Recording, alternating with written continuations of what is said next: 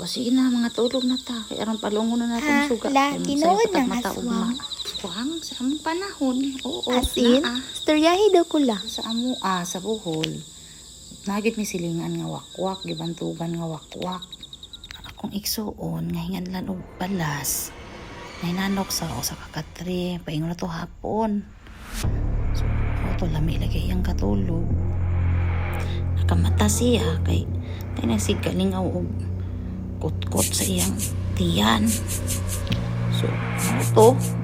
Pagmata niya, kuha din siya siyang sundang. Tapos kaya nilupad man ang langgam pagawa sa bintana. Ito yung gigungkod. Kinsa man ka? Sus, kinito ba mo ng langgam nga? Wa ka mo bayad sa mga utang nga salmon. So, to kabalo na siya o kinsa to. Pagkaugma, yadto niya o gibayaran din ito yung giutangan ko. Salmon. O hala, sige na, mga tulog na ta.